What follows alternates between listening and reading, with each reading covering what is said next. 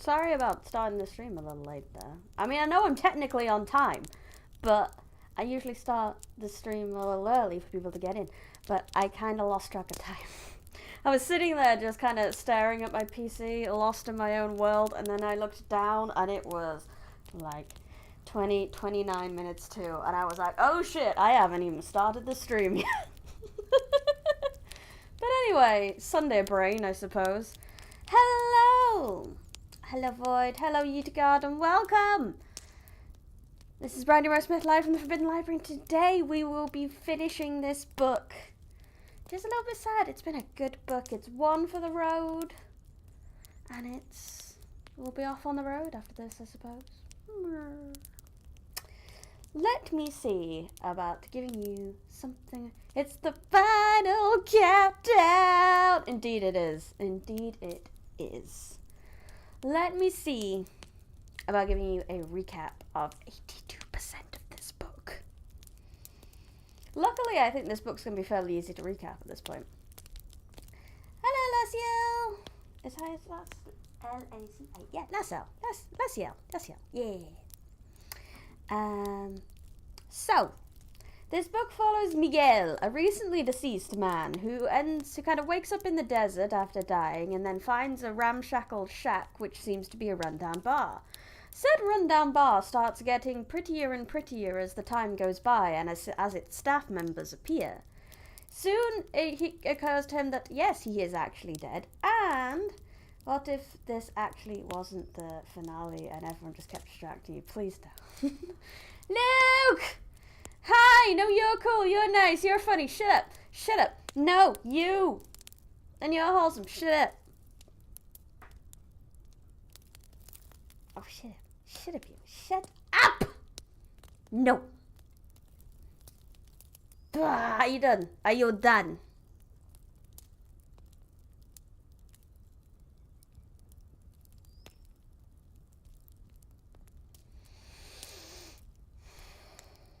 Are you done?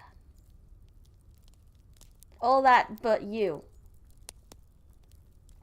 Where's my Uno? There you go. Uno reverse your butt. Okay, now you're done. I'll continue with my explanation.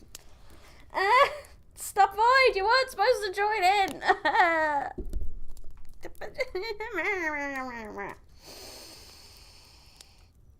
I am good. I think it has been a little bit since you've joined my streams. You've been streaming at very similar times, so it's been hard to catch each other. But I have been an amazing reader. I'll take that one. I'll take that one at least. Oh, I don't know. Sometimes I can't read. You've just seen one good stream, Eat God. You never know. I might be a terrible reader. You just saw the good one. But enough with the niceness. Soup. Do vanilla wafers count as cookies? No. They ain't cookies. I'm very modest. Ugh. Yes, I did see your comment about the vanilla wafers and the lemon tea. That was a mistake. Vanilla and lemon ain't gonna go together. Unless it is in some kind of pie, I imagine that could probably work. But no. Anyway, I was trying to summarize this book. So, Miguel, this bar, it kept getting better as more people arrived, more staff members arrived. Miguel found out he was actually dead and met the lady of the house, Madame Muertos, who said that this is the place where people come, they have one final celebration of their lives, and then they move on to whatever is next. It worked for a short time, though. Then you need to calculate the exact right amount of wafers you can eat before it gets icky. Miguel is dead. And it's very strange because none of the souls that come for their last celebrations have ever been there before the staff. Ever. So there's something very strange about Miguel. And no one seems to have come to collect him either, because a lot of the souls that come here, they meet their friends and family that have already passed on, and they have a celebration, and then they move on with them. They sort of bring them with them into the afterlife, which is really sweet. I like that idea.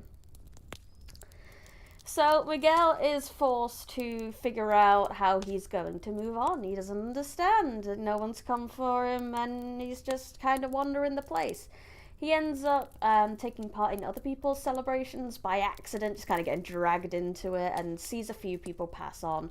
One of which is even the man who killed him, because he died in a traffic accident, and the man who killed him was actually having a heart attack at the time and hit him on while he was crossing the road. So really, there's nothing to be angry about. Really, didn't mean to kill him, but here we are.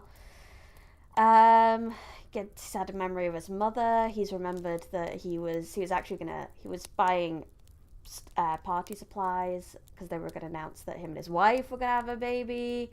So that's also very sad.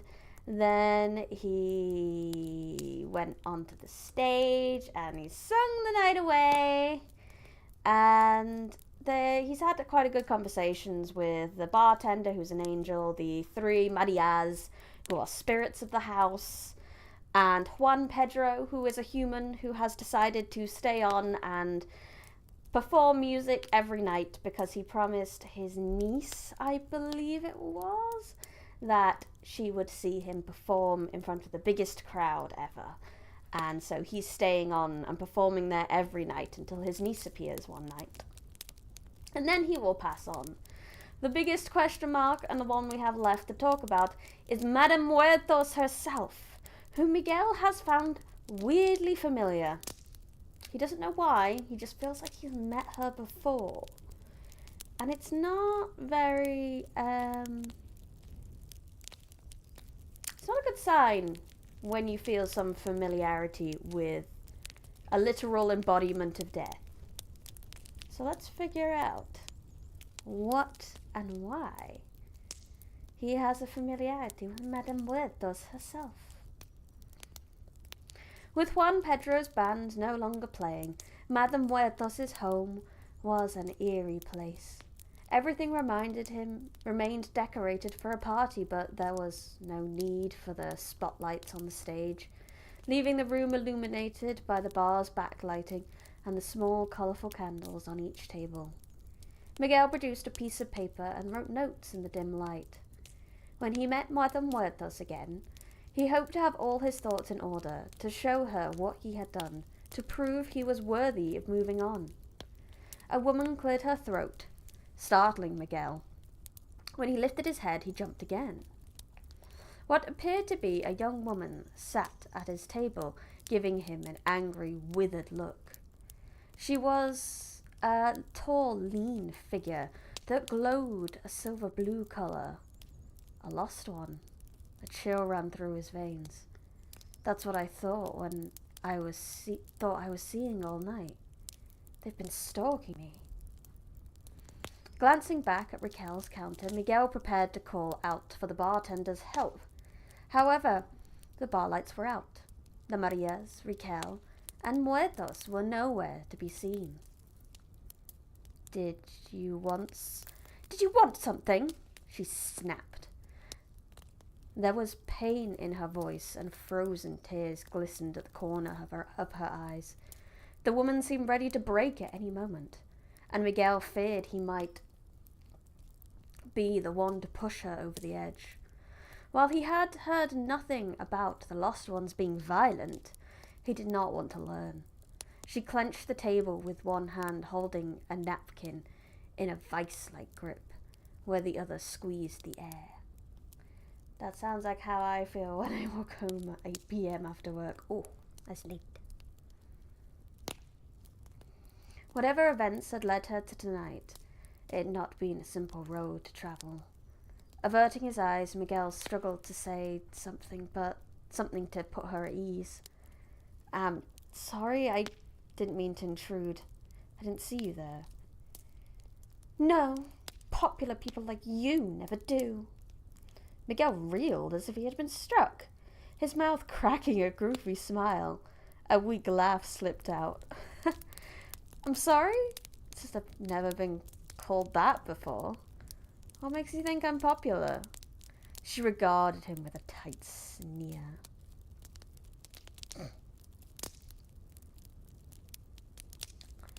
Shifting her shoulders at his challenge, when she nodded to the stage. "You're up there with the band. I saw you playing." "We all did." "We all did," he repeated, slowly turning to see lost ones surrounding him. Some stood in the space between tables, while others sat alone. Unlike the regular tables, there was no food or drink on them, only a single candle with a pale flame that remained motionless. Each of the lost ones wore the same tense expression as the woman in front of him, and all of them glowed the same silver blue color. More lost ones continued to drift in from parts of unknown, standing away from the other tables, but always edging closer to watch Miguel. "Hello, Boris! Welcome!" As more of them gathered, they illuminated the room in silver blue light that twisted everything it touched. The stage appeared gaunt and warped, its floor shifting into a snarl like some magnificent beast. "Better be cleaning for a while? Oh, well, I hope I can give you a good backing track of spoopy story." I'm always hearing the wrong thing. Lucas, sometimes I look up and say, "What?" I will try to enunciate better. This is why your compliments of me being a good reader are entirely wrong.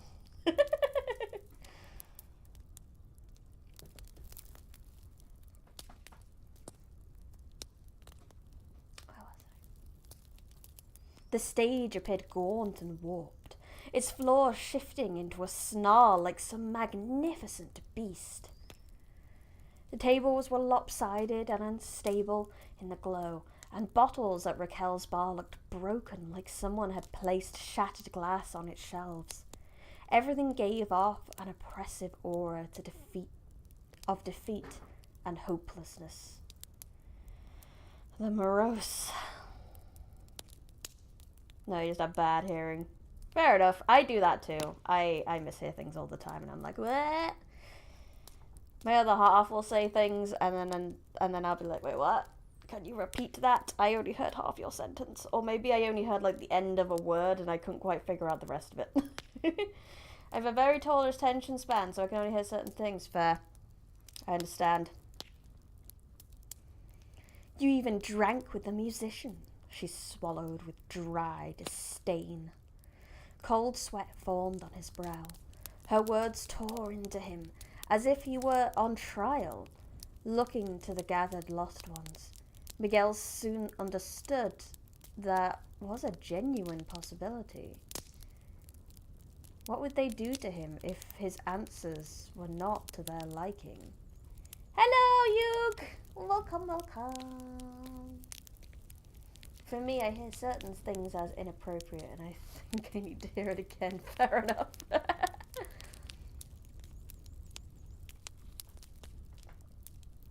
Could they hurt him? Would that be their version of having a festival? "No, you see, I was just standing nearby. He wanted me to play the guitar. I didn't do much, just followed instructions. You saw I wasn't particularly good. Besides, I couldn't have said no. Juan Pedro's just warm." The woman shivered at the word, cold ice in her eyes. "Well, you were talking with the bartender all night." "Raquel? She told me to keep checking in with her. She scares me. I wouldn't say no to her. Ever." Her eyes squinted into a glare. "You seem to have an in with her and the staff. Do you work here?" "Look," Miguel exhaled, raising his hands before him. "I don't want any trouble for you. I'm here just like everyone else." A joyless smile crossed her lips. "You are nothing like the rest of us." "I'm nothing special," he countered. Something about her, or perhaps the aura she was giving off, repulsed him. To stand up and turn away from her. From all of them. Get out of here and find Raquel or muertos. Perhaps the Marias can help? Oh no, Luke, you gotta go. That's okay. Thank you for popping in. I appreciate it. Yeah, like I said, it's been a wee while, so I really appreciate popping in and saying hi. I hope all your preparation goes well for your re-debut. I look forward to seeing that model in motion. Is the afterlife a Starbucks? I mean, in this particular day festival, if that's what you want it to be, it is. As Miguel rose, go then, she spat. Get up and walk away. As Miguel rose, he reached for his papers. The words when to speak catching his eye. This would be the first and last time he would see this woman. And when he didn't want to fight, and while he didn't want to fight with her or spend what little time he had left being attacked, Miguel also did not want to brush her off. Whoever she was, she looked troubled. Haven't people been helping me all night? I should try to return the favor. Besides, where else can I go? Yes, I'm giving her the best Karen energy I can. Bring me your manager. The only difference between me and anyone else is I got here before the bar opened. That's it. If anyone else is talking to me, it's because that is apparently weird. She scoffed. All around the lost ones mirrored her reaction. So, you ate and drank with strangers because you got here early? You think you can do whatever you want without consequences? No, he countered. I just tried my best to enjoy tonight. I had a few drinks, some cake, a coffee, that sort of thing. Food wasn't a priority. Miguel held the last syllable longer than he should have, looking at the gaunt woman. Brownie, you also need to nail the hair over the right eye. The full Karen energy cut. Unfortunately, I don't think I can do that. If I could put on this look of superiority because I'm better than everybody else. Nope, can't do it.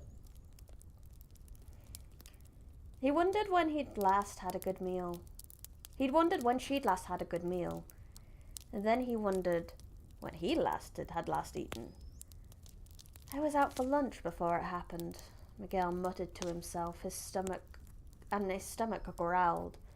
I apologize, but I could go for something to eat. Would you care to join me? Perhaps we could split a platter or something. Maybe some desserts? She said nothing and made no move, as if what he said had not even registered, only watching him with ready-to-burst eyes. A large white plate clacked down in front of him. Unfortunately, it was not the platter he had hoped for. Only one single item, and a piece of folded paper. Written in tiny, neat handwriting upon the words were the words, "Kitchen was closed for a private event. Not much left. Grabbed what I could." It was signed Violeta. Miguel turned the note over, a bemused look on his face. Figures that I would be too late to order my own last meal. Turning his attention to what Violeta had brought out, he found his companion leaning forward to examine the new arrival. Until now, the most the lost ones had moved would have been to twist their head from side to side and wring out her napkin. Her frozen posture and silver blue glow had added to the otherworldly appearance. Seeing her loom closer sent a chill down Miguel's spine. Is that a churro? She gulped, her eyes shifting to the plate. The woman reached out and took it before Miguel could protest.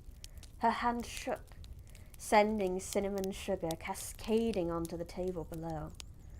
The fallen spices twinkled in the pale light, adding an infinitesimal speck of colour to the landscape.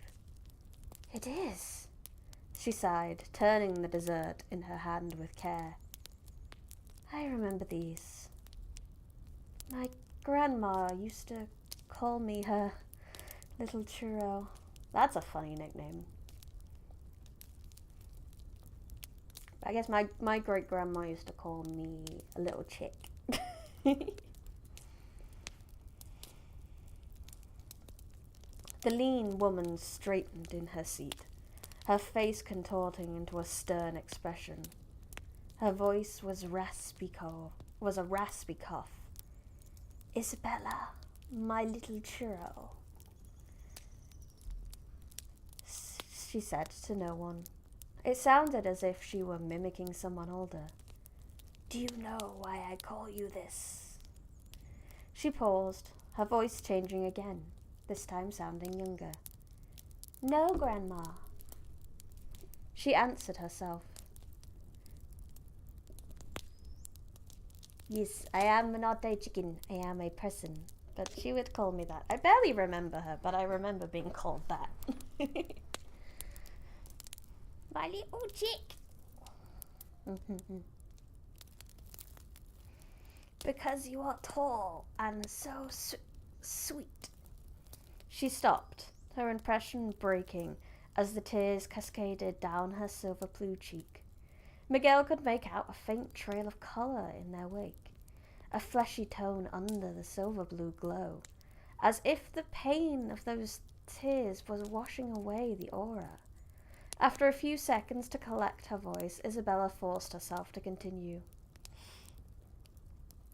You are so tall and so sweet to me. Her voice broke again. She clenched her fist around the churro, smashing it in her vice-like grip. As she raised her hands to her eyes, Miguel grabbed her fallen napkin and replaced it in her hands before she could smear her eyes with the churro. Oops! Churro to the eye! Seeing the napkin, she traded it to Miguel for the dessert and wiped her face. Her voice took on a new tone, no longer sounding frozen and far off. She sounded human, with a genuine sadness in her words. As Isabella spoke, she appraised herself. I'm such a mess. If she saw me now, she'd be shamed. Isabella, he whispered, happy to have Isabella with him instead of a creature. Somehow that thought made the surrounding chill lessen, if only a little, now he was talking to someone. Looking her over, he wondered if she would be okay. She still gave off the silver blue glow like the other lost ones, but she seemed different now. Isabella looked focused as she began to as if she belonged fully in the room instead of being a lingering apparition. He thought back to the woman in his office, how he had said the wrong thing and she ran out in tears. Do you ever think it's weird that most people use streams as background sound instead of interacting, or is that just me? No, I don't think it's too weird. I mean, it's the same as a podcast, really. Just listening to someone talk about things they enjoy.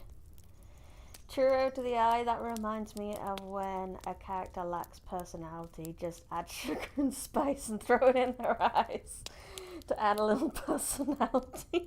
That's one way to do it, I guess. I remember that for when a character's not maintaining a personality, just throw spices at them.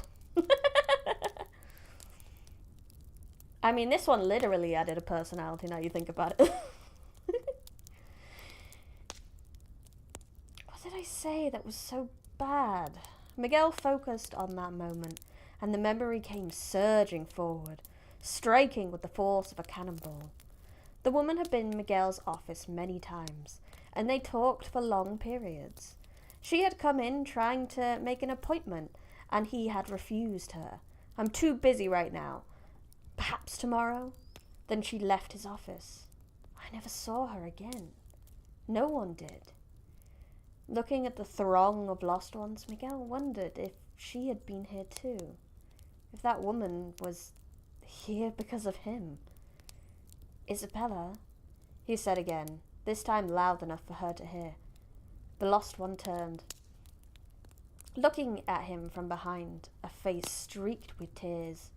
He paused, mulling over the words in his head, trying to find the perfect thing he could say to help. Everything that came to mind seemed wrong or too cliché. Instead, he shook his head. I don't know what to say. I can't speak for you or your grandmother. She recoiled. What I can tell you is this. I spent the entire night here trying to figure out what makes me special. To find purpose, a reason to move on. In the end, all I did was talk to people, and it made me remember how much I missed those I care about. How I would do anything in the world to see them again. He paused, meeting her gaze. If I were your grandmother, then I know I would love nothing more than to see you again. Oh, this is so sweet. For me, streams are both. Sometimes I'm listening in the background as I'm working or chores, but when I can, I like to be in chat, especially for indies, where I can meet folks in the community. Yeah!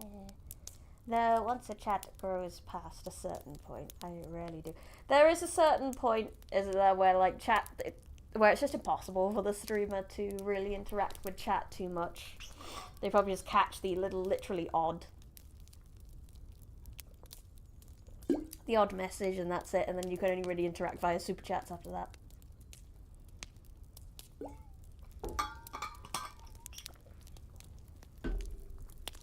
Anyway, stay in streams if you're interacting with people. Fair dues.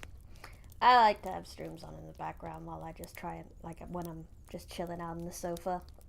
Have like a nap. Be great. I'm not much of an interactor with streams. So I appreciate you guys. I am a chronic lurker.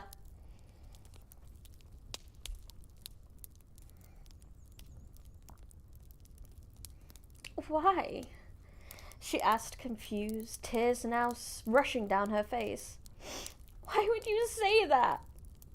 With that deep, pained swallow, she tried in vain to dry her cheeks, words stuck in her throat, as she had to cough them out. Why would she still want me? It was so bad. I screwed up. I made her cry.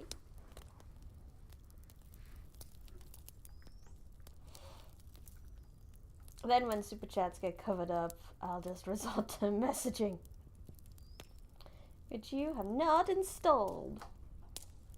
You can message? What's the message? I don't know. He looked at the ruined dessert on the table between them. It was mashed and torn to pieces. Cinnamon-scented mush. Cinnamon. Text-to-speech chat. Oh, I didn't know that was a thing I could do. I'll look into that. That must be a setting thing I can put in.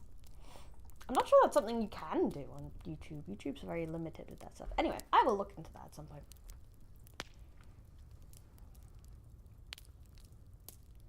But Miguel smiled and took a bite, then held up the remaining pieces to her. Even a screwed up churro is delicious. Aww. It works on Twitch, yeah, it's probably not on YouTube then. She laughed, but not with the cold dismissal she had before. A change had come over her. A slight change, to be sure, but Isabella's laugh had a bit of warmth to it. You're crazy, she said. It's ruined. It can't be any good. Try it and see, he replied. I have it on good authority that only the finest food is served here. She picked over the churro's ruins, finding a sizable piece that was still recognizable, closed her eyes, and took a bite. When her eyes opened, they were brown, no longer the silver blue color the other lost ones possessed. She nodded her approval. You're right. It's exactly like Grandma used to make. Miguel chuckled, relief washing over him. Isabella laughed, still dabbing at her eyes, but now with less intensity. I think Ludwig has to be working with YouTube a lot to make it easier for streamers to set things up like that, because it's kind of tedious right now. It's all, everything's a bit hidden on YouTube for streaming. It's very hard to find where a lot of those features are, and sometimes things are on, sometimes things are off. It's very annoying. Miguel chuckled. On the table in front of him, the candle flickered, while the light was still pale. It was moving. What am I doing here? Isabel wondered aloud. I should be looking for Grandma. Maybe give her a call. Reaching to the floor, she picked up a purse and rummaged through its contents until she found her phone. Ugh! No bars! How? An explosive force struck the front door, causing them both to jump. The blow came again and again, each strike sounding more powerful than the last. Nothing opens that door unless it's meant to. Miguel tried to reassure himself before sliding his chair back. The attack stopped, and silence hung for a tense moment. What would dare attack Madame Muertes' home? Muertes appeared, stepping out of whichever shadow she existed in between moments, and regarded the door with a tense stare. Something strained against the door, no longer hitting it but shifting to a constant pressure. Then, with a final mighty heave by whatever was outside, the door opened with a thunderous boom. Muertes stepped forward, placing herself between them and the invader. What stepped inside was not a monster, a demon, or a nightmarish ghoul. Instead, in walked a frail old woman. She propped herself up on a firm wooden cane. She scanned the room through her thick gold-rimmed glasses. After a few turns of her head, she focused on Madame Muertes. You there, señorita! Are you responsible for this? Muertes smiled, making an awkward bow on the last few steps of her door. Yes, madame. How can I help you? Here! The old woman roared, raising her cane. What's the meaning of locking me out? The door was not locked. Madame Huertas coughed. Sometimes the door sticks. At least for some. Then you need to grease it. Fix it. Something. It was stuck badly. I almost couldn't get it open. Don't you know I'm here to see someone? I didn't come all this way to be kept out by a faulty door. Honestly, I thought this place used to be run properly. Get bloody told, muertos. I'm sorry, but... Muertos giggled, trying to diffuse the woman's anger. For the first time that night, Miguel thought Muertos was taken aback. The door opened, and with a thunderous boom, Boy, Dweller, why did you make the tea spicy as a... Spicy tea. Spicy tea. I can't... I've had some kind of spicy tea before. I have, in fact, had a chili chai, and it is pretty good. But I don't know if I could stand a chili chai as hot as a blooming ghost pepper. That would be bad.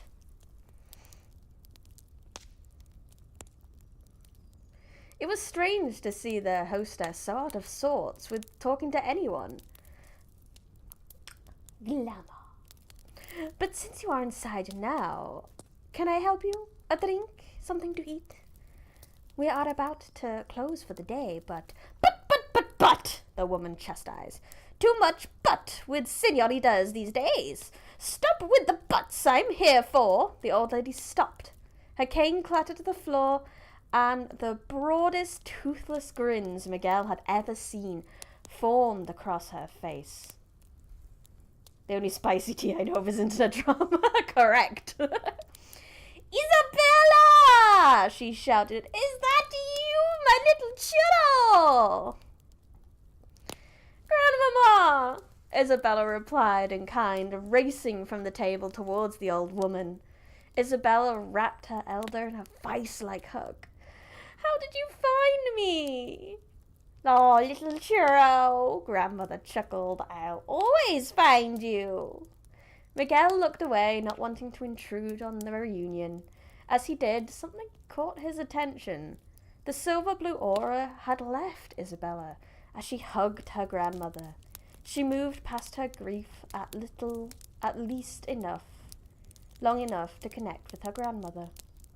The notion made his heart a little warmer, helping fight the chill of the surrounding lost ones.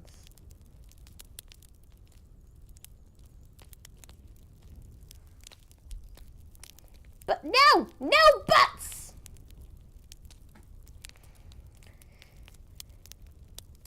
Now then, what have you been up to? Why didn't you call me? Oh! She gasped, prying one of Isabella's hands loose to look into her clenched hand.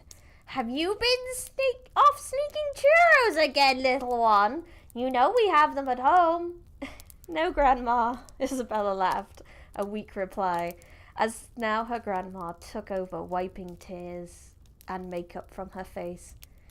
That nice man over there, she pointed at Miguel. He helped me when I was sad and gave me a churro. He said I should go talk to you. Oh, such a nice man, the elderly woman nodded. You should marry him. Grandma! 10 out of 10. 10 out of 10. Grandma cackled to herself. I'm just playing with you, churro, but come along. We should get home. I have supper almost ready. With Isabella for support, she turned towards the door, then looked at Miguel. Thank you, Grandma said with genuine appreciation. Thank you for helping my little churro home. Churros for a wife. Churros #1 waifu.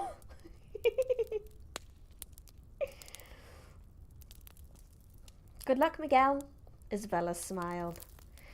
Miguel's grin faded. I didn't tell her my name. How did she? A thought dawned on him. I became a part of her celebration. She needed my name to thank me to move on. A warm tear ran down his cheek. Thank you for coming, Madame Huertas chimed, giving a last wave to the parting duo.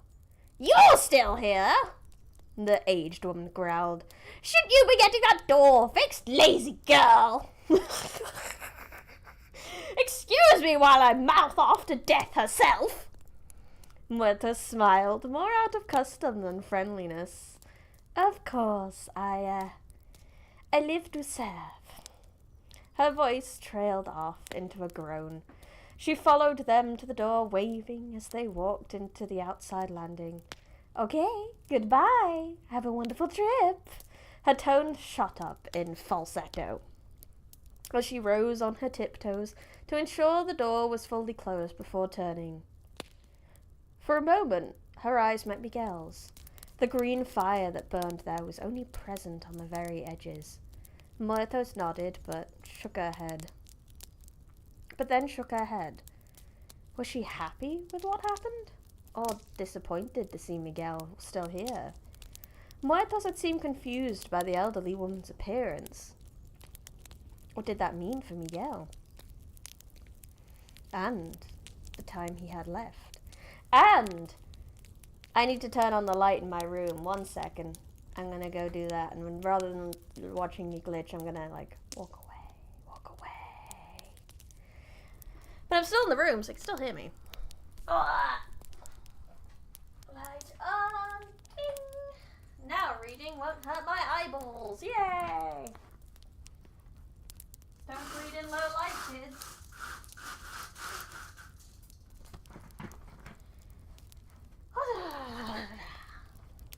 There is light!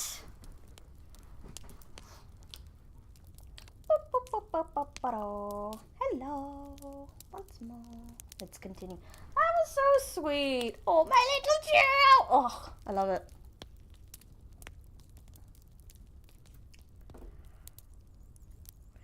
Looking at his notepad, Miguel smiled at the word churro written at the top. There was a heavy thud as someone filled the seat beside him. It was another lost one. This spirit, a man covered in tattoos, dressed in a worn leather jacket and pants with zippers all over, but none that led to his pockets.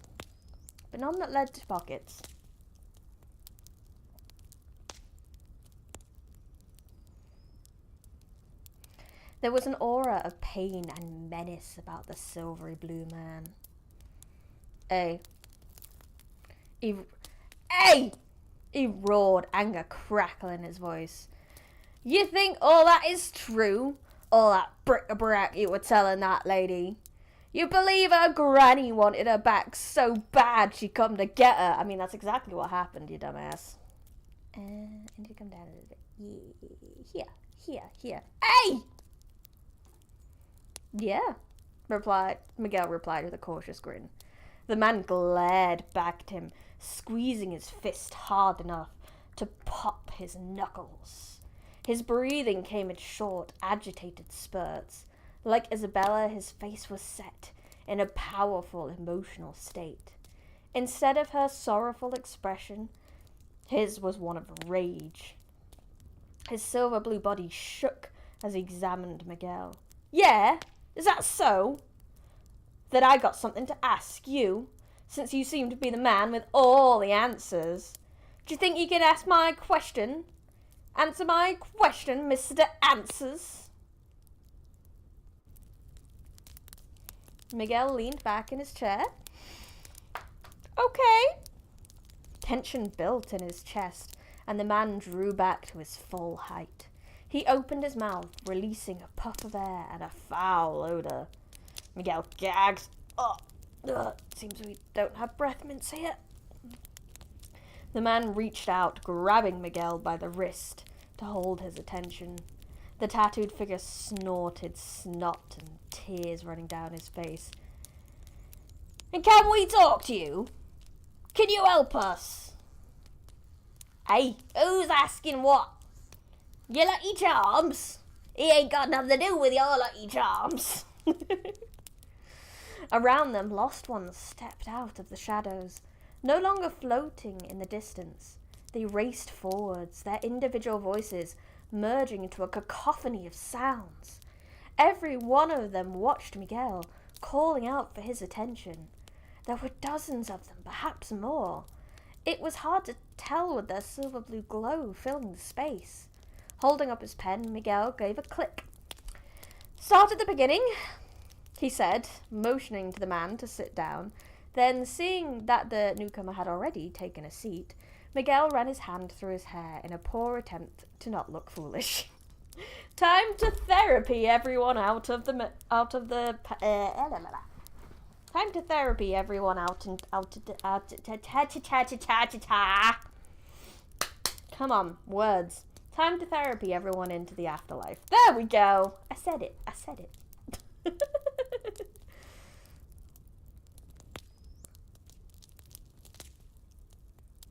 Thankfully, the leather-clad man did not seem to notice, instead wiping his nose on his sleeve, with far more noise than he needed to. He took a blubbering, billiard breath. I don't know what that is. Da-da-da-da! Good job saying the words. Yeah, thank you. I can speak English. Just about. Well, it all started when... Chapter 13, Closing Time. For what felt like hours, the straggling spirit sat and spoke to Miguel. To some he gave his opinion, with others he shared a drink. He wondered where the drinks were coming from, with the bar closed and Raquel off duty. But he would give a silent nod towards the recreation rooms and think of the Marias. He took notes best he could, not for any kind of case file, but because it seemed appropriate and helped with the quieter speaking spirits. Others said their piece and drew their own conclusions by the end of their stories. No matter who it was, however, all of them thanked him, whether with a hug, a nod, or a few kind words. Each story ended with the stuck entrance to the bar slamming open and a loved one entering. Although, after the first few arrivals, Muertos no longer appeared to greet the newcomers, and Miguel wondered what else she was doing. After Isabel and her grandmother, Miguel's second favourite reunion was the tattooed man being collected by a small calico kitten called Meowsters. Meowster answers, oh my god. 10 out of 10. 10 out of 10. 10 out of 10 book. I suppose everyone needs a little push in the right direction sometimes, Miguel mused, watching when the last spirit faded away. For a moment he remembered how Raquel shoved him from the bar and winced at the memory of that pain. I guess help doesn't always feel good. Meow meow. Meowster answers. That's why he called it Mr. Answers. Ah.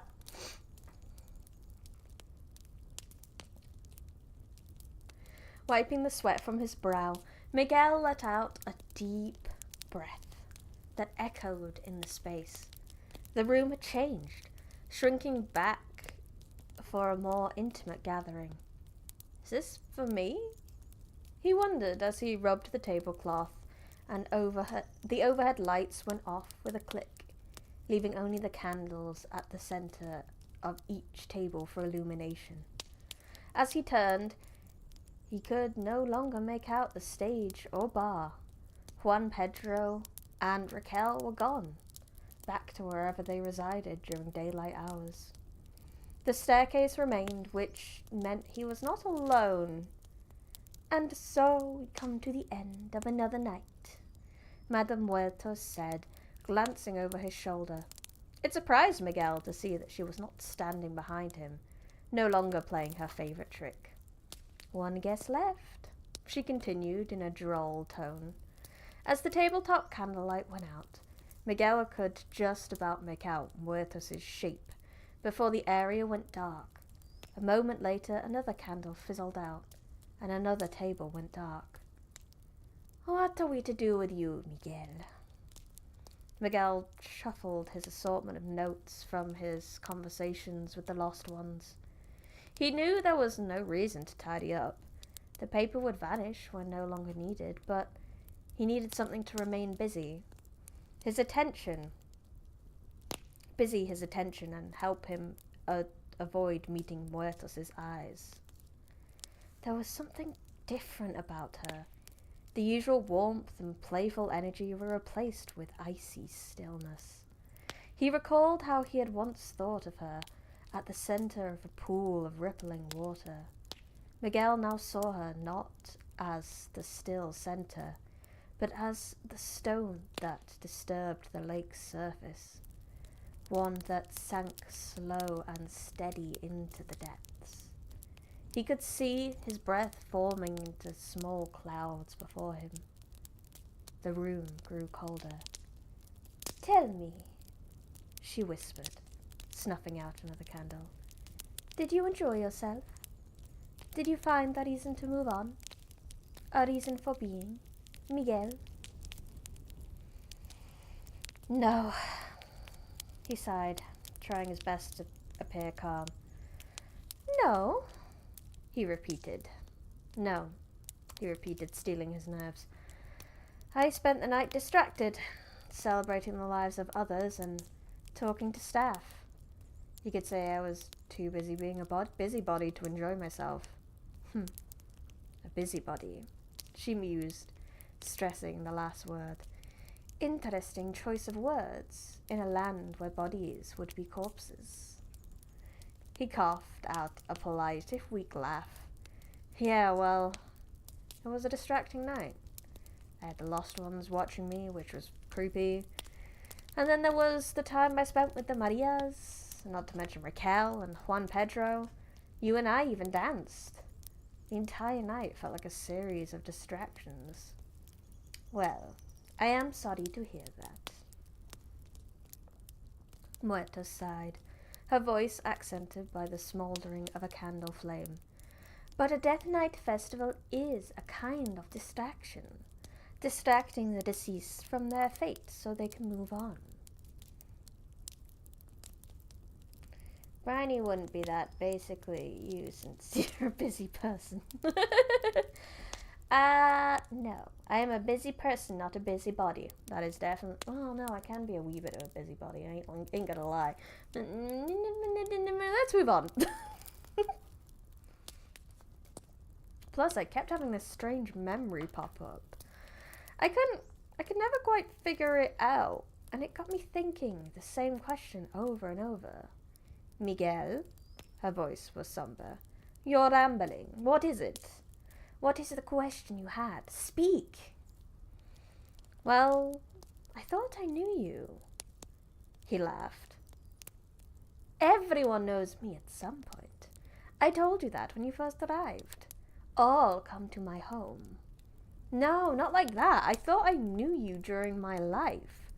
That we interacted or met face to face, but how? How would I know you? Oh, we're on 90%. Oh, we are definitely going to be finishing this stream. Indeed, she replied, putting out another candle. As it fizzled out, Miguel noted that only one remained, the candle at his table. Last chance, Miguel. Ask the question you want. There is little time left. And closing time is still closing time. She echoed Raquel's words from earlier, but not with the same tone or with any of her usual humor.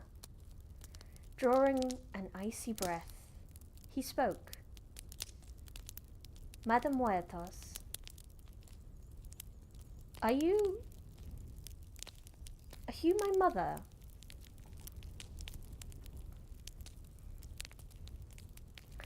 Her voice sounded like wind through old trees, wispy and forlorn.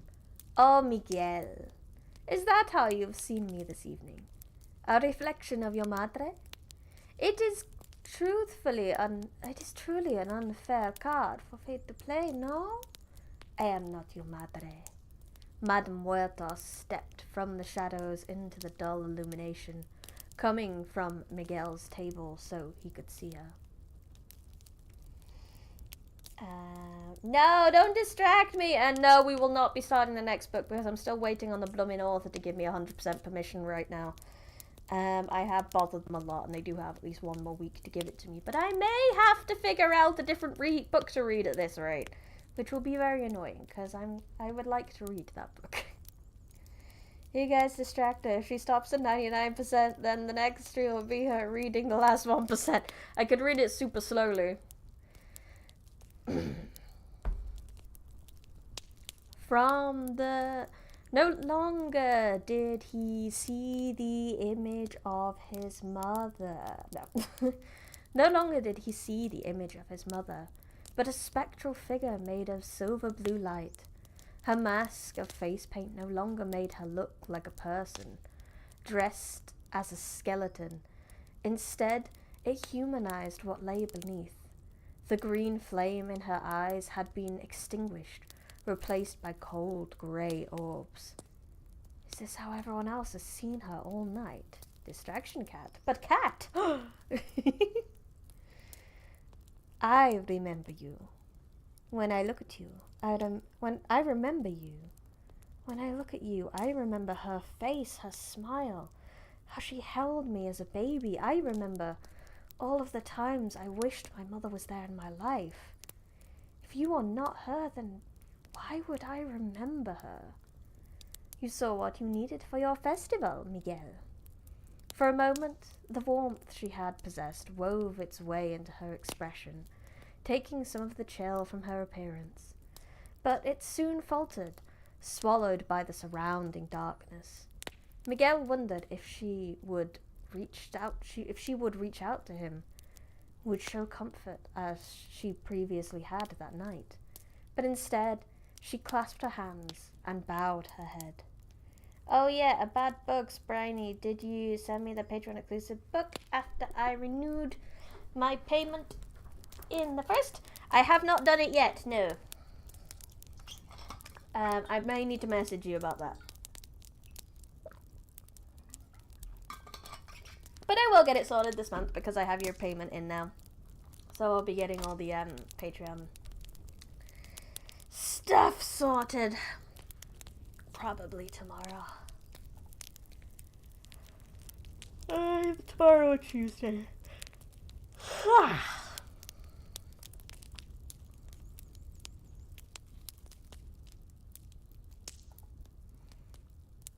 Also, you remember me with your mother because I was there. What? I thought you were married to the Grim Reaper. Not that you were him. I am not. And he really hates that nickname. He says it was a phase, but no one seems to let him forget it. She cut herself off, a soft chuckling rattling from her lips. I apologize. You have little time left, and here I am rambling about my husband's fashion and social appearance. With a wave of her hand, images swirled in the air beside her. Let me show you. The images coalesced into the blue rooms. So often I spent my nights in what would become Azul's halls. It was a quiet place. Oh, was that money? Nah, I mean, that's a great distraction. Thank you, Yeet God. I appreciate it. That is a great distraction. I appreciate that distraction a lot. 10 out of 10, best distraction. Great success, indeed. Giggle. Oh, I need to stretch anyway. I need to stay hydrated too. I have been so sleepy today. I may have ended up having a small nap because I was just so sleepy. It was only a 15-minute nap. It wasn't long enough. I want more sleep. But no, we must read. Reading is important. You will not distract me forever. We will finish this book today. Today! Wrong button. Today! There we go.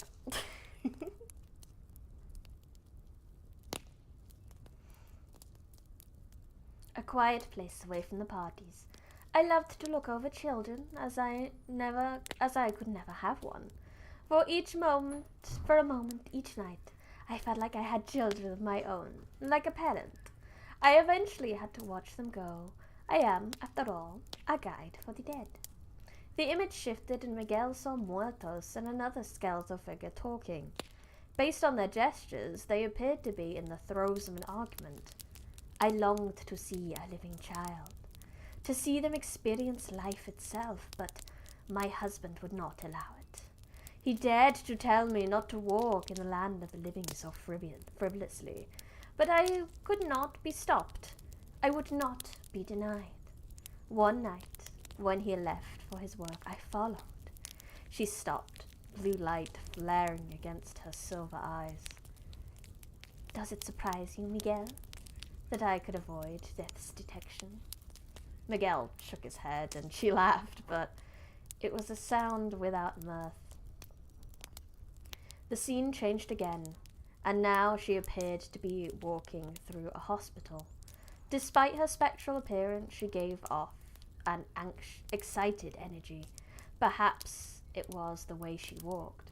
With a bounce and a twirl, it reminded Miguel of his own wife. I walked the hospital, seeing so many little ones in their first meetings with their family. She let out a warm rasp that Miguel took as a joyous sigh. They were so happy. The swirling images were a vibrant wash of colors. Looking at the picture was nearly blinding, but still Miguel watched with equal parts morbid curiosity and wonder. But then my husband found me. She hissed, and the colors fell away, leaving only a silver blue outline to the image. Where death appears, people die. My presence brought him to your room. The random hand of fate decided who would be called. Ah! Is that more Muns?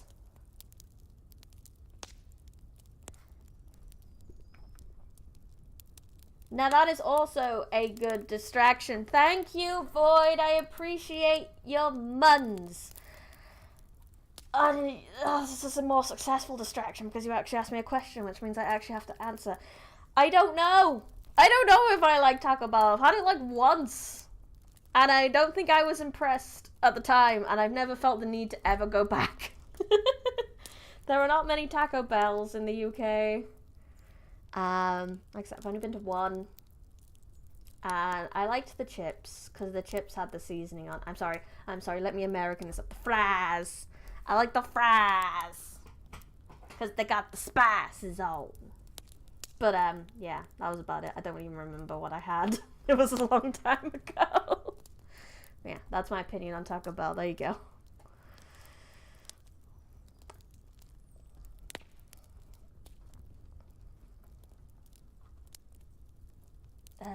I want you to decided who would be called. I want you to understand, Miguel. We did not choose who would be claimed. It is something far beyond either of our power. We fulfill our roles. Failure to do so has consequences. Taco Bell has chips. Or at least it does here. Is Taco Bell... that is Taco Bell experience, yes. It's okay enough to eat, but not to want too fast. Taco Bell is for when you need to punish yourself. Then I have made wise decisions not going to Taco Bell then. She stopped, swirling the images with a bony finger. You have not seen the true hurt until you see it in death's eyes. And that night he forbade me from ever following him again, and I accepted my punishment. Here I have remained, in my home, greeting the departed. I threw myself into my work, ensuring it would be ready for guests, removing anything that could be in their way. The lost ones, he whispered. That's when you started. My sisters said it was a bit much, that I was taking my grief out on others, but I think I was helping them. They had to move on. Muertos waved a hand. They left, and I continued to walk alone. If I may, you're not alone. You have help. Raquel, the Marias, for starters, he offered. She gave another humorless laugh. What about Juan Pedro, then? I'll occasionally have Taco Bell, but a proper taco from a food truck in a parking lot is almost divine experience. Oh, that does sound good. He made me laugh, which brought me joy for a short time. She nodded in agreement. To put so much passion and work into a silly pun, I allow him to remain until the joke is told to its audience. Wait, that proves that not all who can't move on have to become lost ones. If you've allowed him to continue, why not others? She turned on him. You think I have time to attend to every life? I give them the chance to celebrate their life if they were given the life they were given while I watch from beyond. Would you ask me to give even more? Finish cleaning now, woo! Still got more to go. We'll chill with some ice cream. Lovely. Wonderful. Perhaps I could help. Maybe, I helped several spirits tonight. I could do it again. His heart raced a bit. At least until I see my wife again. Give me a chance to meet my son. You could consider it an extension to my Death Night Festival. A chance to be a part of their celebrations since my celebration went so poorly. Her sunken eyes blazed silver blue, fire crackling beneath spectral skin. Are you saying you did not celebrate, Miguel? She stepped forward, now an arm's length from him. His table's candle flickered, diminishing her presence. No, I couldn't, Miguel replied, grasping at anything that could keep the conversation going and keep the candle lit. He was not sure what would happen if it went out, but it felt like it wouldn't be good.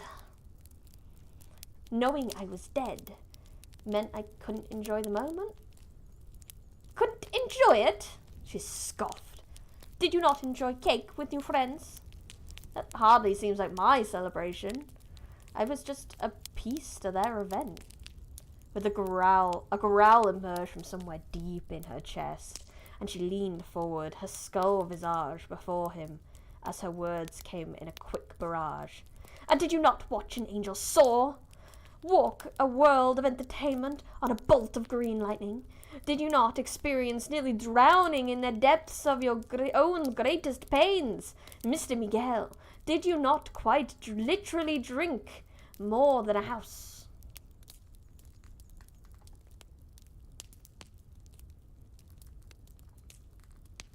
There was a hiss as she rose. I'll admit, getting my home drunk was an impressive feat. Yeah, that's true. I suppose when you get the Marias drunk, you technically get the house drunk. While I'd be interested to know what you did, I can find out from Violetta Maria later. Miguel swallowed. Does she not know about... He outdrank the house, technically, because Violetta Maria got drunk, and he drank the same stuff, and but she kind of drank more, so the house got pissed.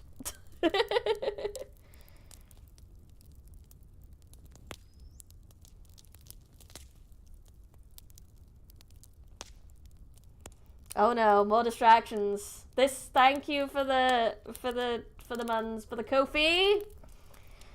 And as you have paid me, I do have to answer your questions, and you are distracting me more. Okay, I have left the UK many times, many times.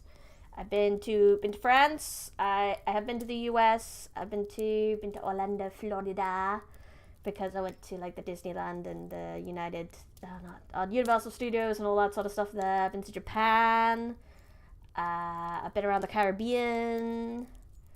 Been to the Canary Islands, and Tenerife is a really common holiday spot for the UK as well. So I think that's about it. I don't think I've been many other places. Spain, been to Spain. Barcelona a lot. Been to Barcelona a few times. Portugal. Went to Portugal once. I think that's it. I really want to go to Italy at some point though. I'd like to do, maybe not quite Rome, but like Italy. Pasta and pizza. Food. Easily entertained by food. Yes, indeed I have left the UK. Hey, you go, drop 100 on her and roll. Don't drop 100. You gotta believe you are still in school. You need to use that for schoolwork. Don't drop too much worth. Japan is worth. Is Japan worth it? I plan on going once I graduate. It is so worth it. Obviously, it depends what you're into. I assume if you're watching this, then you're into the anime and the manga and everything, and it's so worth it if you are. Especially if you are a Gundam fan. Because we went to Odaiba, and we saw the giant unicorn statue. Oh, it was so cool. And went around Akibahara, and it's a bit sad because some of the arcades that were there are now closed because they didn't survive COVID. I was really glad that I got to go like just before COVID hit, pretty much. It's so cool, isn't it? We ate in Odaiba, and when we were eating, we went to this like buffet restaurant in there, and we got a seat looking directly at unicorn, and it was so good because it started doing its like transformation thing while we were eating and watching. It was so good. It was so good. I haven't even watched Gundam Unicorn. I've watched some Gundams, but not all of them. But that thing was so cool. Yeah, it is worth it. It's a whole nother world out there. If you really want somewhere with a different culture that you can feel just by walking around, it's very cool. Are there booths in Japanese family restaurants? I don't know. I didn't go to one. Most of the restaurants had booths and stuff. It's the same kind of thing as you would do. You should. It's so big. And the only sad thing about going when we did is they hadn't made the moving Gundam yet. The one that like actually walks. So we're hoping to go back at some point so we can see that. That would be really cool. Anyway, you distracted me. So you got a whole 10 minutes out of that distraction. She paced, her voice angry, as she listed the night's events. Did we not share dance? You danced with Death's wife! Did not my home mimic your happiest moments? Those were all with staff. I wasn't really talking with departed. Is that even fair? Even a fair Death Night festival? You said no one dies alone, and it seems tonight was just me. What's my favorite Gundam? That's a hard one. And honestly, a great distraction question. Sorry, Void, I can't drop 100 because I'm paying in USD. That would be 120, maybe next week. Please don't. Not at once, I would die. Favorite Gundam? I don't have one. Valkylander! Okay, maybe I do. From the Gundam Divers Re-Rise anime, the little fox boys Gundam that turns into a dragon. Because, I mean, it turns into a dragon. What more do you need? Valkylander 10 out of 10. I've also made a lot of SDs in my life, so I think I lean on them. That's okay. 3 or 6 paychecks from now, I'm gonna drop 750. Void! Void! No! Am I a kaiju person? Ah! No! What are you guys planning? You're planning I shouldn't be saying no. I shouldn't be saying no. I shouldn't be saying no. But no. Panic! Panic! Am I a kaiju person? Who doesn't like a good kaiju? Who doesn't like a good kaiju? Shut up. I'm gonna read books now. Bye.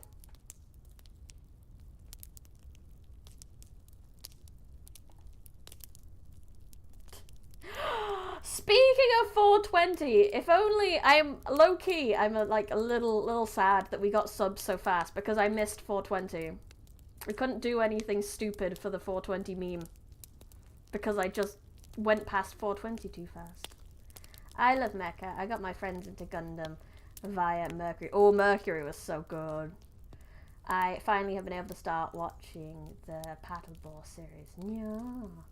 Is Bowser a kaiju? No, he's not big enough. He can become big enough, but he's not a kaiju. Yeah, Mercury was very good. I started with... My boyfriend got me to watch Double O. I think that was the first one I started with. So I like me an Exia. That always makes me happy. Part-time kaiju. He is a part-time kaiju. How would I have celebrated 420 subs? I don't know. I probably would have found some really goofy game or something that had references. There's all sorts of stupid things on the internet I probably could have done. Or maybe we could have read Alice in Wonderland, I mean, or something like that. Something that's a bit of a trip. Just gotta do something funny on 4,200 instead. Assuming we don't blast past that as well. Bowser is only a kaiju in Super Mario Galaxy. True. True. Facts. No. Did you not meet many spirits of the departed tonight? Did I not provide you closure by letting you meet your own killer? Letting you decide your vengeance? Do you know how many people would wish for such a thing? You came into my house, especially Miguel. I gave you a special evening to help you on your way, to leave this place behind and experience the hereafter. Cold electricity crackled in her eyes as her voice rose. Did you not, just an hour ago, perform before the assembled dead to the adoration of everyone on my stage? And didn't I pay all that back to you by helping you with their celebrations? Look around you, Madame Huertos. There is no one else here. The lost ones have all moved on. They found their place. Miguel's stomach dropped at his own words. So much for negotiating any more time. Muertos whirled on him, the surrounding air rolling and churning. You would dare infer that I am incapable of doing my job in my home?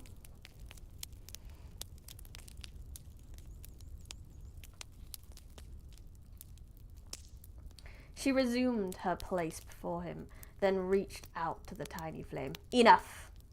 I have given you all I can. We have reached an impasse. That much is clear. Her hand descended. I am sorry, Miguel, but it is time. That much is clear. The words echoed in his mind. I don't like this plan. I don't like this scheming. Miguel smiled. Please, before you do that, one last drink? My throat is dry and I'd like to face my fate with clarity. She stopped. The bar is closed. The night is over. Madam Muertos, Miguel said with a polite nod. I beg your pardon, but I was talking to someone who offered me clarity. There was a faint clunk as a small object landed on the table between them. A flask. More specifically, Violeta Maria's flask of source liquid. Muertos leaned back, curious at the object in his hand. What is that? Join me for a drink? Yes, the flask, the flask, the flask, he asked, opening the cap. Or we could share, or perhaps get some glasses?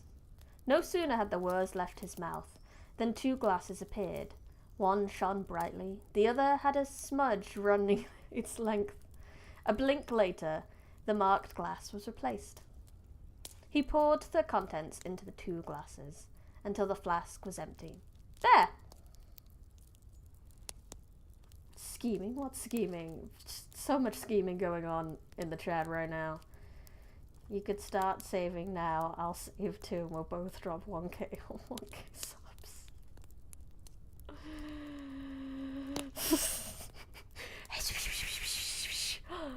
We gotta do this. We gotta do this.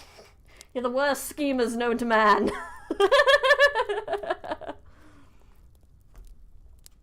You're whispering really loud. Be careful, it's potent. A drink with death, she amused, swirling the contents of her glass.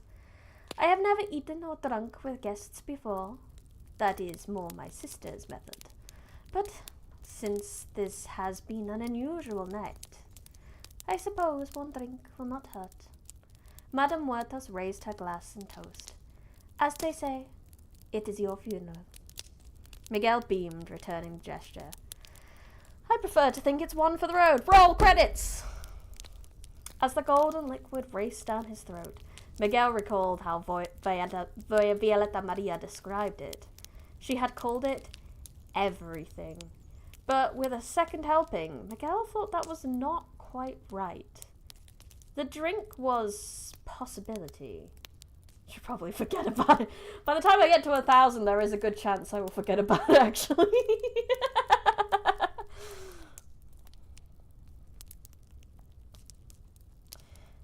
The drink was possibility. It was choices, everything that made up life.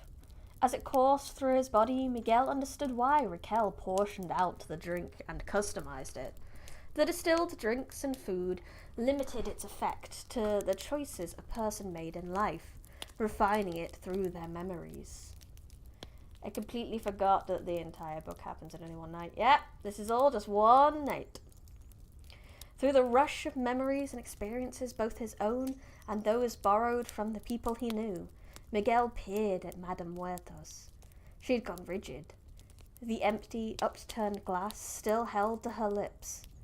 Then Muertos changed. It was like she was crying, but not in the way a person cried. Tears did not fall from her eyes.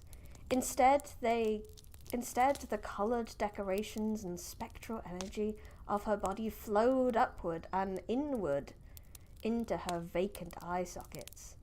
Starting to trickle, the streams increased their speed until the sound of moving liquid roared like a waterfall.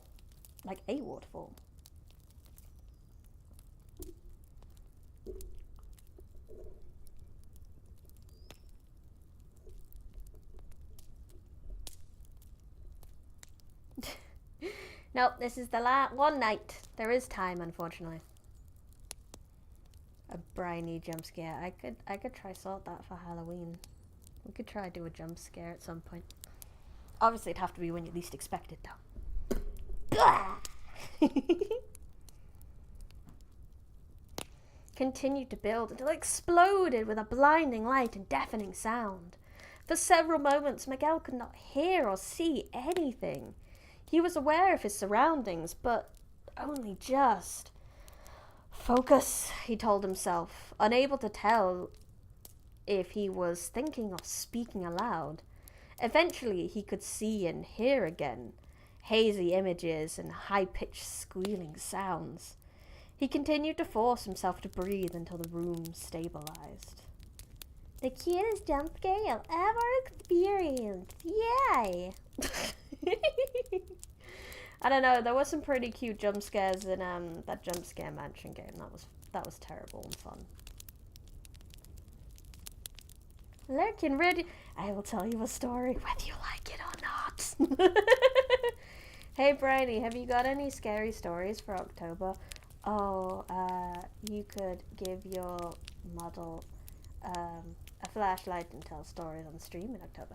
Like I said, I did tell spooky stories last year, and most of them were written by myself, but I have somewhat run out of scary stories that I've written myself. So I need to catch up and write some scary short stories, and I was thinking about reading a classic. Reading either maybe Dracula or Frankenstein during October. I thought that would be fun. We can all get in on a classic together. Madame Huertas sat beside him. Her appearance shifted back to how he had first seen her at the start of the evening. She lay draped over the table, a sickly pallor to her face. I think I threw up, she groaned, fighting back a convulsion from her stomach. What was that drink? Hearing her gulp, Miguel fought to control his own stomach. That was a shot of source material. He winced as he tried to sit up. Then, failing at that, he continued to slouch in his chair. You got to experience everything. All at once. Everything. Everywhere. All at once. A great movie. Something moved at the fringes of his vision. Others moved about the room.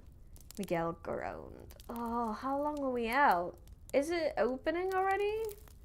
Muertas rolled face down on the table. No, she moaned. I told you, I threw up. These are the last ones I have consumed before. That drink made them flare up again in my stomach. Oh, now they will wander all over again. I can help. I know I can. Help the others tonight. I can do it again. She tried lifting her head, but could only flop onto the side of her face. Madame Huertas cast him a confused glance. Her voice was tired, and she rasped out her question. What makes you so special to think you can guide the dead when even I could not?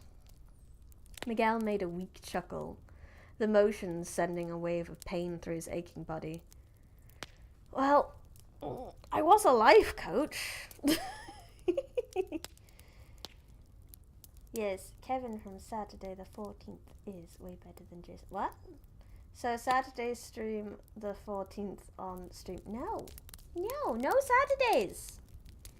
I was only going to potentially do a last Saturday because all my friends were busy and I was on my own and I might have gotten bored.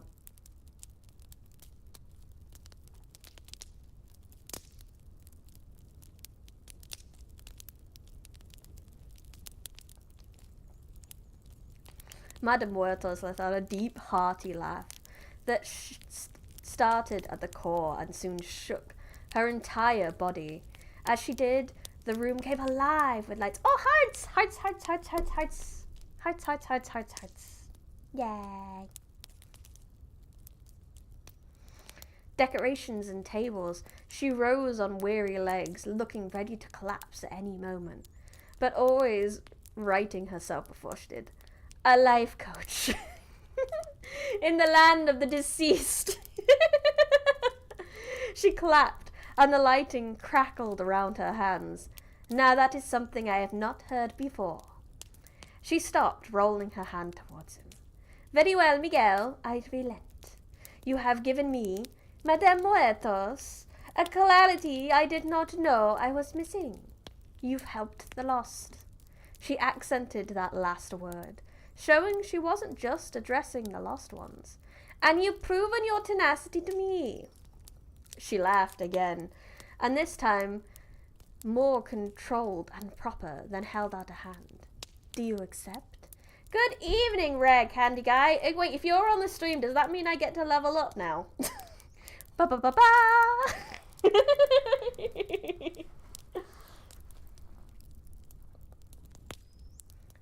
Without a moment's hesitation, Miguel accepted. His hand tingled as he quivered at her touch, but otherwise felt unchanged. So what happens now? Do I help these people? Muertos looked at the spirits. While possessing a silver sheen, they milled about the room, some venturing out into the empty patio. Not today, she said with a slow breath. These souls are confused, and will need your aid, I think, but not right now. Granny's evolving.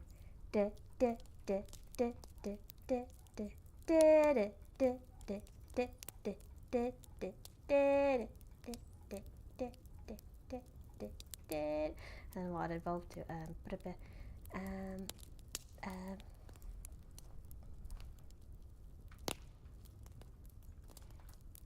da da da da.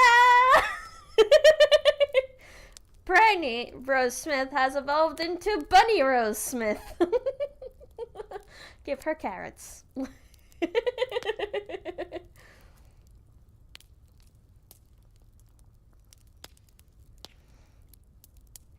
Muertos looked at the spirit. Not today, not today, not today. Our work is at night. For now, let them wander the house. Seeing behind the curtain did wonders for you. Perhaps it'll do the same for them. No, not right now. We have another matter to attend to that is more urgent. That evolution was more wholesome than I was thinking. She gestured to an open door which glowed with a burning white light. An inevitable part of joining my employ, you must accept your fate and complete moving on. A familiar tugging sensation drew Miguel towards the door, reminding him of the presence that drew him into Madame Muertos' home at the start of the evening. Buddy! She smiled. Even the house wants you here, Miguel. As he reached the edge of the light, his legs locked. Even standing before the open door, he could see nothing on the other side. Miguel swallowed, turning to the hostess. Will you go with me? Of course, she whispered. As I told you earlier, no one moves on alone. With her steady hands on his shoulders, Miguel and Madame Muertos stepped towards the light. Chapter 40. I thought that was going to be the end. I'd press B and stay awesome as you are. Aw, that's sweet. Because I am unable to put that on. I had buck teeth as a kid, but braces fixed it, so it's fine. I say that. I didn't have buck teeth. I had one buck tooth, specifically. Gotta go. We'll be watching The Good Place with some friends. Oh, enjoy. That is such a good show. No worries. You have a good time with your friends watching The Good Place. May it be wonderful.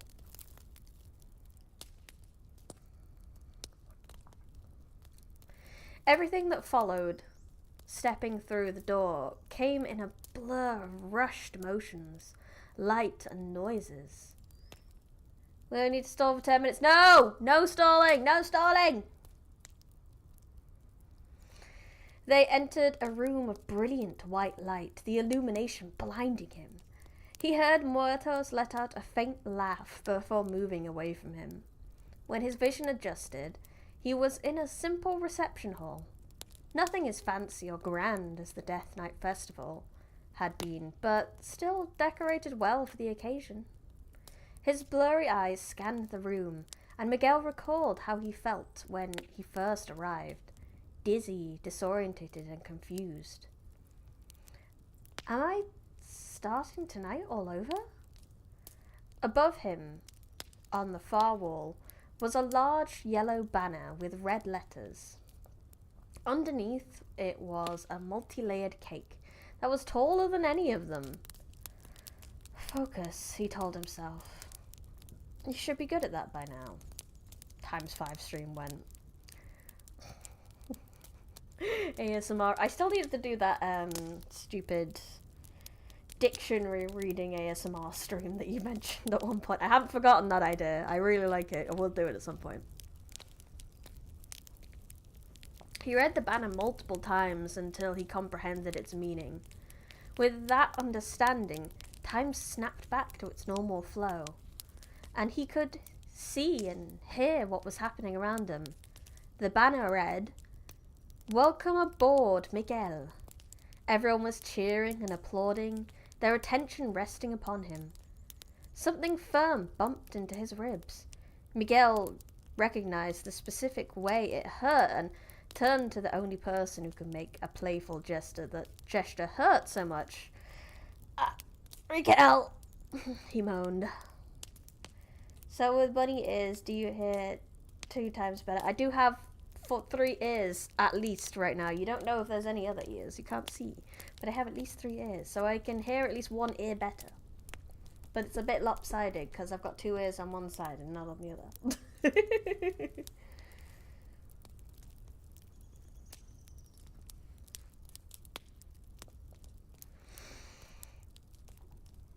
The bartender laughed, wrapping one arm around his neck before falling against him. Unlike everyone else in the room, she did not have a champagne flute in her hand. Instead, Raquel held an entire bottle, which seemed to have almost emptied while they waited. What is this? A welcome party! Azil Maria yawned and handed him a flute. It's been so long since we had a party or anything to celebrate, so it's nice to have a reason to relax. Azil took a sip from her glass, starting to stretch midway through her drink, but steadying herself the moment before it spilled onto the floor. A party? Miguel repeated, his brain still processing everything going on. Sure enough, every member of staff was there. Juan Pedro and his band stood in a cleared corner, alternating between drinking and tuning their instruments as they waited for their cue. Even after a full night performing, they were still ready for more. Violeta and Nima Maria were in the large layered cake. Were by the large layered cake, not in the large layered cake. That is a different kind of party. I think you'd hear high-pitched noises much better if I used a dog whistle, would that hurt? Probably. Best, please don't do that. They are sensitive ears. Lima was busy setting out place sets of utensils and plates, tilting her head to examine her work, then switching the orientation of the layout. Violetta attempted to place napkins beside each plate, but was forced to reset them after Lima's erratic utensil placement. This began an endless cycle of one sister correcting the other. Muerto shifted Raquel from Miguel to Azul,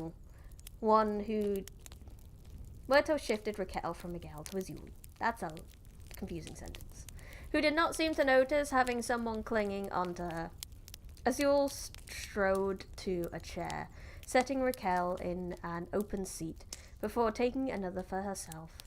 She moved with the practiced motions of a tired parent. With Miguel visible again, Muertos turned to address the room. Everyone!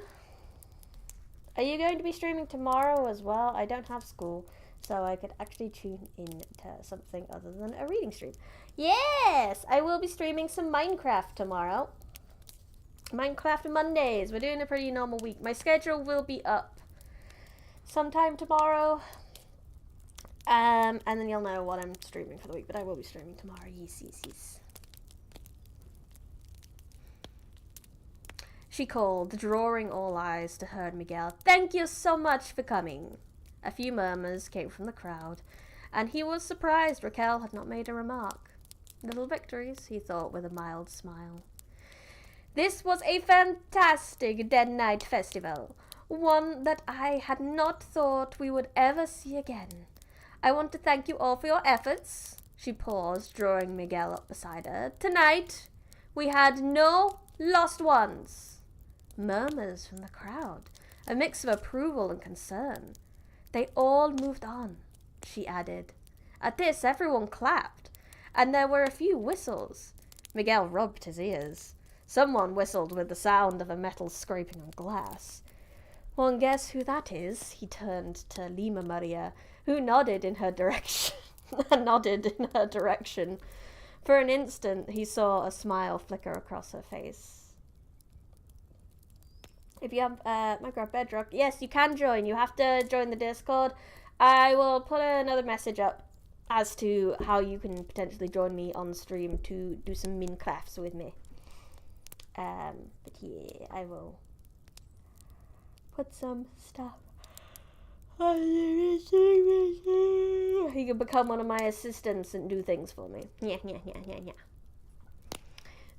Miguel. Then she turned to the table, distracted by something no one else could notice.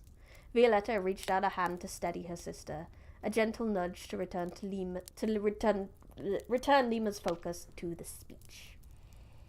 I had to go take cookies out of the oven. Cookies! But new ones. And put in new ones. And now there is bunny ears. Yeah, I evolved. A rare candy appeared in the chat, therefore I evolved, and now I'm a bunny. I might not be for the next stream. I can de-evolve. It's easy. Cookies. After a few moments, Madame Huertas raised her hands to silence them. Yes, I know. I am surprised as the rest of you. After all that has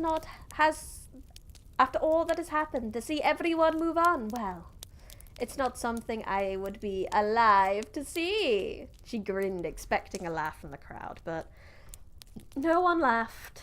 She sighed. I might be a Digimon. I am a digital waifu. A Digiwa. A Digiwif.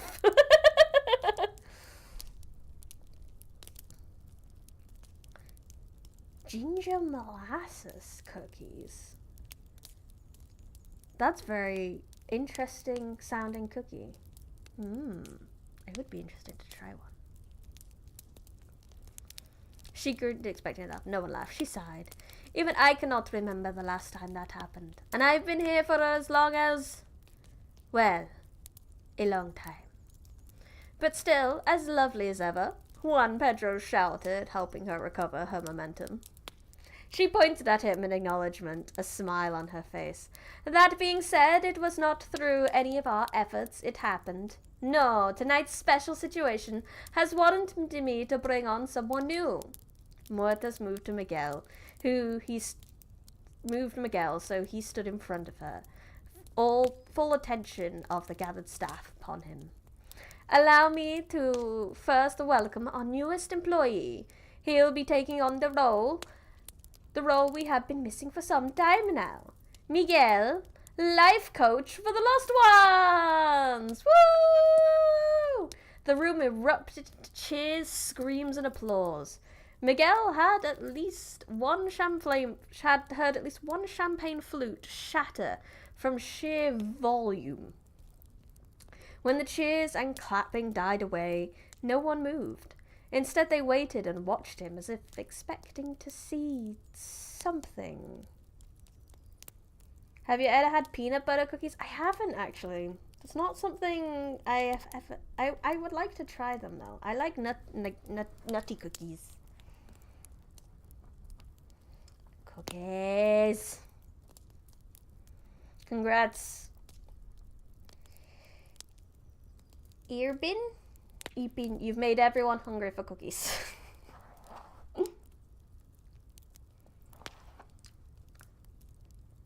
hear something. He swallowed, recognizing this setup. A speech? Really? Maybe I should take my chances outside. He tried to step away, but Muertos blocked his path with a gentle hand on his shoulder. Miguel sighed and nodded to the crowd. Thank you, everyone. Hey, Miguel! Raquel shouted, misreading the room. Muertos stepped away with a weak laugh and pried the bottle from Raquel's grip. Surprised by the sudden emptiness of her hand, Raquel moaned in disappointment. Yes, well, I don't know what to say after that. I have no speech prepared. If I did, it wouldn't be exceptionally good. Great start! Juan Pedro shouted, drawing a laugh from the band.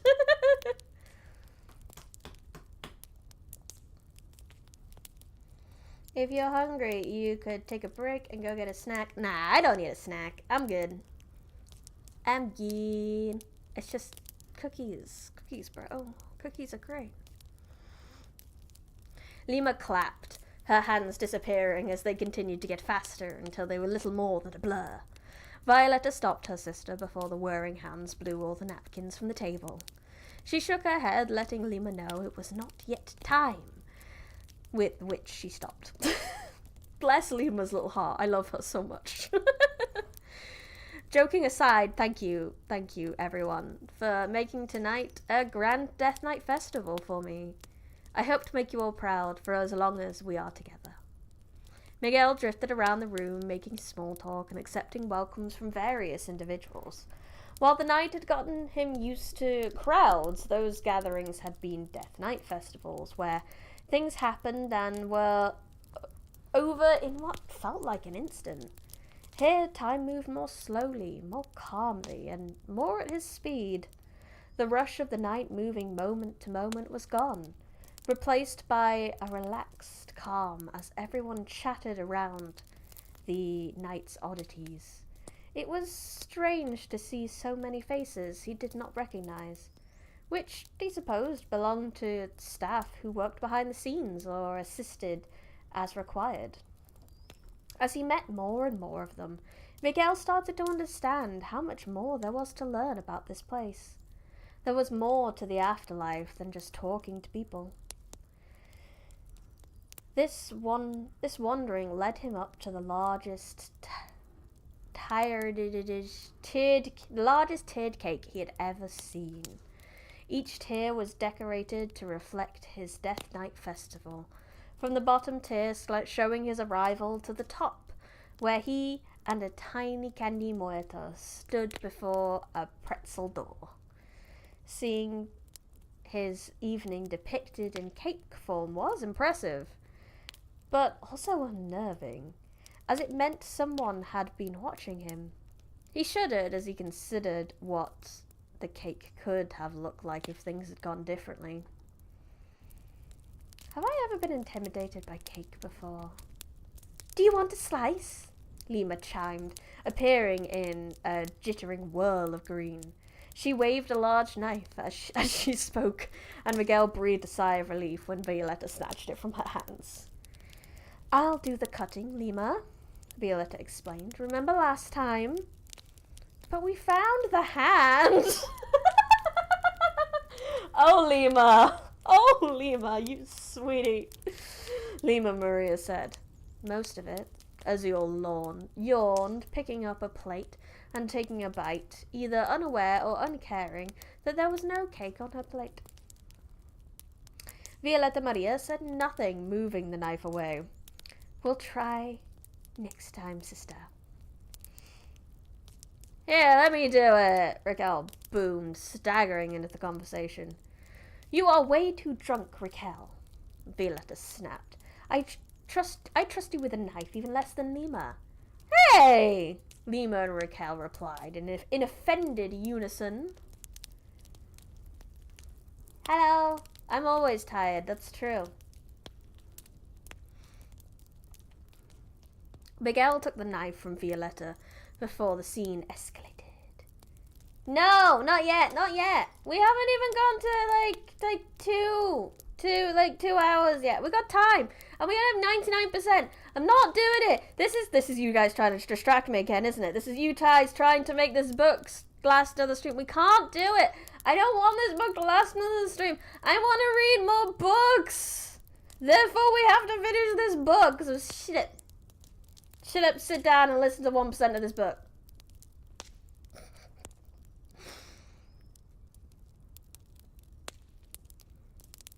Miguel took the knife from Violetta before the scene could escalate. Since it's my cake and all, I should cut it. He made a few quick slices, impressed at how easily the knife cut the cake. My mental health is fine, shit it. Once he had 2 slices, he held them out to Violetta and Raquel. See? Pieces of cake. Raquel reached out, taking the plate without removing her eyes from Violetta Maria. Her red eyes twinkled as she caught the look. You are the 1%. It'll be fine to finish this book. 1%. Shut up. We're finishing this book. I'm not going to talk to any of you until we finish this book now. No more distractions. We're doing this. Violetta's eyes narrowed to slits. Oh, you wouldn't dare. Before she finished, Raquel smashed the cake in her face. She gasped, mortified, and scooped chunks of cake frosting away to clear her vision. Raquel laughed until she snorted, while Violetta Maria took another plate and returned the favor. Blinded, the angel reached out for anything to throw and pulled free an entire layer from the center of the cake. Without the middle support, the upper layers collapsed on top of Miguel, the Marias and Muertos, who had stepped forward to remove the knife from the battlefield. As her arm moved backwards, the freed tear broke, peppering the rest of the crowd in a shower of frosting, candy decorations, and moist cake. Children, Muertos hissed. A strand of frosting hung from the rim of her hat, waggling as she spoke, as if the sugary concoction was also chastising everyone. Miguel covered his mouth, trying to stifle a laugh, but the lady of the house turned her cold eyes to him. Did you find something funny, Miguel? I didn't mean... Miguel stopped as Muertos tossed the frosting strand from her hand into his face. She laughed, a haunting melody. Raquel and Violetta each grabbed a section of cake and moved to the opposite sides of the room, tossing frosted dessert like snowballs at each...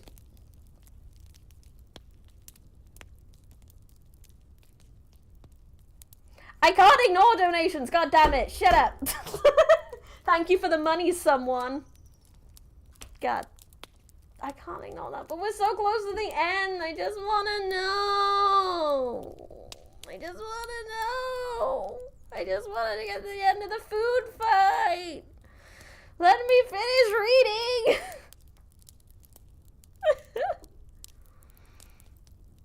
Oh, I'm definitely more of a cake person than a pie person, that's for sure.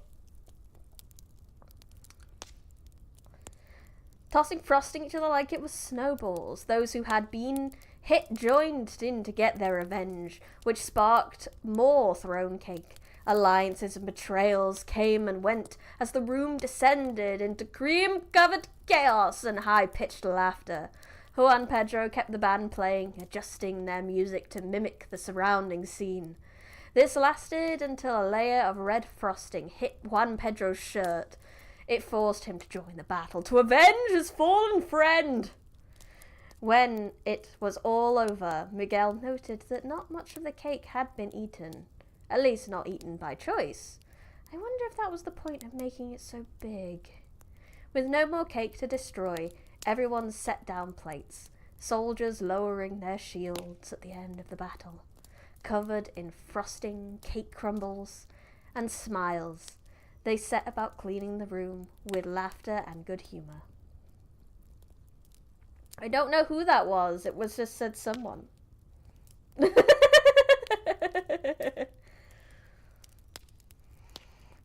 This was an interesting welcome, Miguel said to Muertos, bobbing his head at the destroyed party. Thank you. No need, thanks. I need no thanks.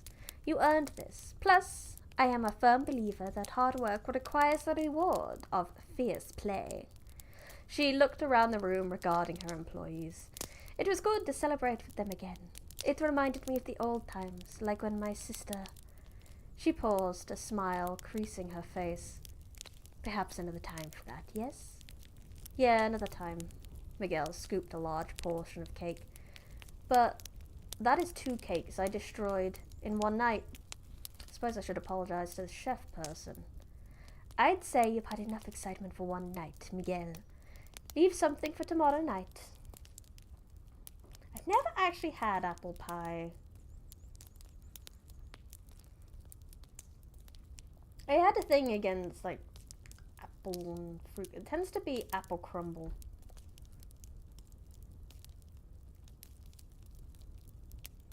I'll pretend I didn't see that. It was someone, we don't know who. Who knows? She hefted 2 bags of trash with ease and gave him a pleasant nod. Our work is done for now. Until tomorrow night, Miguel. Good day. Miguel nodded back at her, watching the others disappear out of the door one by one. As he tied up his trash bag, he allowed himself to reflect on the night and all the things he'd seen and done. How he danced with death, watched an angel race, performed with the band, communicated with spirits of the house, and guided lost ones on their path. Not bad for a dead man. He laughed, stopping at the door. He picked up a stray glass, noticing that it was still full. Before he followed the others, he raised the glass, in salute to an empty room. One for the road. We did it! There we go. You can distract me again. We got to the end. Roll those credits. What did I miss while I wasn't paying attention to you guys? Yeah, you might be worried about mental health. Streamer refuses to read chat. Yes, I did refuse to read chat. That is within my power to just completely ignore you guys if I want to. What's my favorite cake? I like me some red velvet. Yes. Then I got paid.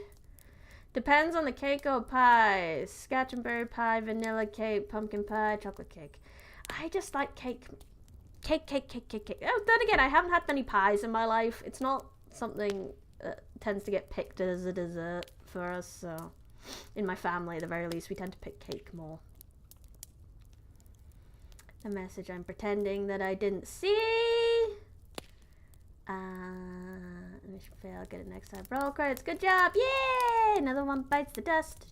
Another one bites the dust. Hey, hey! Another one bites the dust. Another one bites the dust. Hey! Does that still work? No, I don't think it does. No. Okay. I did have a, like, music. I can put my books until freedom down now. 9,953. So I'll need to do a new video and one for the road for the playlist, but yeah. Oh, Briny, didn't you see? Didn't see you there. What are we talking about? I don't know what we're talking about now. Like I said, I can't really tell you much about the next book because I don't know if the one I'm planning is actually going to be the next book or not. I'm really hoping it is. But I'm just waiting for the author to get back to me. Because obviously they said I could use their book a while ago, but I need to, like, get their written permission so that they don't turn around and go, haha, no, I told you couldn't do that. Take down all the videos. Meh. We don't want that. Is there anything more on this? No, that's literally the last. And I will say that if you did enjoy this book, please go into the links in the descriptions, and even if you don't want to buy it, please consider giving the author a review. Leaving reviews is like gold dust. 99% of the books I'm going to cover on this channel are all going to be indie books. And indie authors struggle. I know. I don't think I've sold a book in a very long time. So, but those reviews that you can leave are absolute gold dust, and you don't have to buy it to leave a review. So you can get on Goodreads or Amazon and leave a review for One for the Road from Jeremy Moore. You will be doing him a great favour. He's a wonderful person. When we were reading his last book, Catatonic, he sent me pictures of his cats that it was based off. It was really good. It was very, very good. Next Sunday, just for the meme, can you read the one last percent again? Maybe.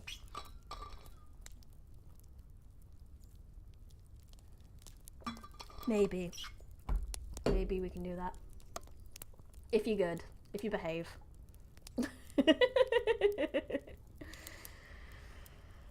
you earn it. That is One for the Road. Actually, on freaking wonderful timing. So if we were going to do the last 1% again, what is that? I mean, that would be... It flips here. So it would be the smiles and humour. You're not going to behave? And get out! No, not really. It's fine. I only have so much power, and the worst thing I can do is ignore you. Like, the last 3 pages, yeah. I'm sure I can do that for the funsies, for the lols, for the memes. I could read it really slowly. I mean, given, like I said, that I haven't had a response from the other author yet, I might not have what I want to read, so we'll figure that out. I'll get another one sorted. But I gotta vet these books a little bit. So I will figure it out. Figure it out. Oh, look at all those emails from Kofi. But thank you so much, everyone. That is going to be me for the evening. Thank you, Yeegard, Lucas, Void, Rare Candy, Iblim. Apologies if I say that wrong.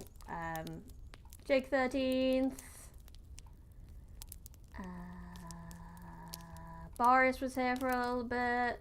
I think they went away though. And Luke was here for a little bit. Thank you, Luke, as well. Yeah. All you guys in the chat. There's still a lot of books in the Elder Scrolls games. I've been thinking about it, but I'm going to stick with what we're playing right now. Thank you anyone who lurked, and thank you to anyone who watches the VOD. No, you should be doing your homework, ye god. Don't get in trouble in school. You gotta do good in school, Yeetie. You got to do school. School is important. It is important. Do your work. Stay at school, kids. Do your homework. You better do your homework after this stream, or I'll be disappointed in you. Anyway. I think that's all I got for you. So, I will have my schedule up soon. Tomorrow, we will be doing some more Minecraft. If you'd like to join, I need your like Xbox account name, and I will have to friend you, and then I'll be able to join you in on Minecraft if you would like to join and be one of my assistants. If not, you are welcome to watch. To be honest, I did my biology while watching. Oh, that's good. You're allowed to do that. That's okay. Brownie was distracting from going to the gas station. I feel that. I need to do that too. I need to do that too. Yep, so I'll see you tomorrow. If you have not already, I would really appreciate it if you left a like on the video and subscribe to my channel. I can't believe we're at 761. It's crazy. It's crazy. We're so high, and we're just waiting for those watch hours to catch up, and then hopefully we'll get membership at some point. Other than that, do I have anything else for you? I don't think I do. Go buy my book. Click all the links in the description. I'm sure they all lead to wonderful, wonderful places where you'll have fun and be able to. The Discord one, where you'll be able to like talk to people and be social and stuff like that. I know social sucks, but these people are pretty nice. I've been pretty lucky to get really nice people on the internet, and I'm sure they will be nice to you in the Discord too. Yeah, I think that's it.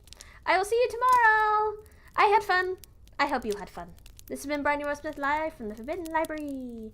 Goodbye.